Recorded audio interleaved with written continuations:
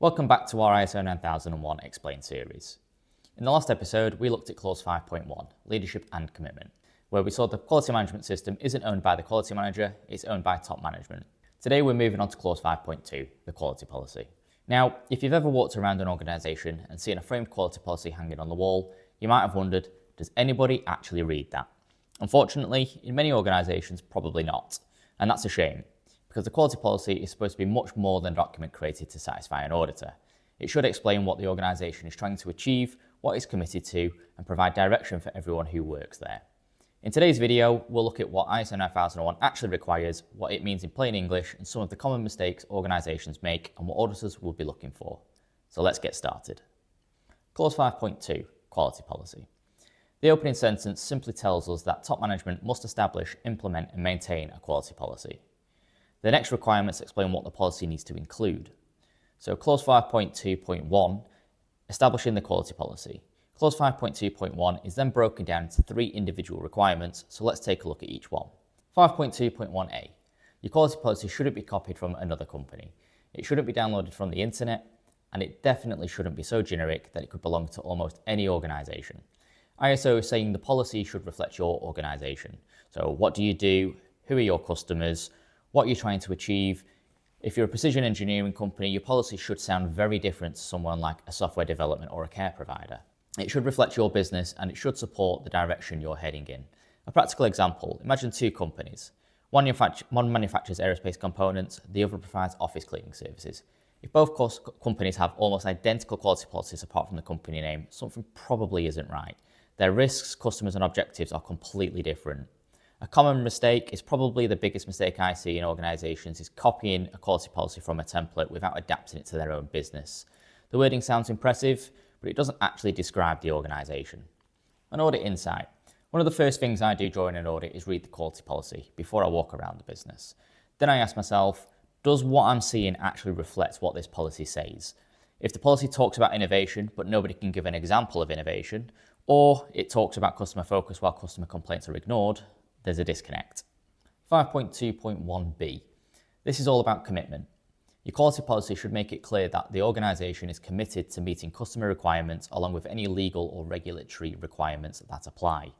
It should also include a commitment to continually improving the quality management system. Notice the word commitment. ISO isn't asking for a promise that's forgotten about after certification. It's expecting leadership to demonstrate that commitment through their actions. A practical example. If your policy says you're committed to continual improvement, but you've made no meaningful improvements in the last 3 years, then your policy doesn't really reflect reality. A common mistake would be treating continual improvement as something you do once a year before the surveillance audit. Continual improvement should be exactly what the name suggests, continual. 5.21c. This is one of those requirements that's often overlooked. ISO says that the quality policy should provide a framework for setting quality objectives. In other words, your objectives should naturally flow from your policy. If your policy says you're committed to improving customer satisfaction, you should probably have an objective that measures customer satisfaction. If your policy says you're committed to delivering products on time, you should probably have an objective related to delivery performance. The two should work together.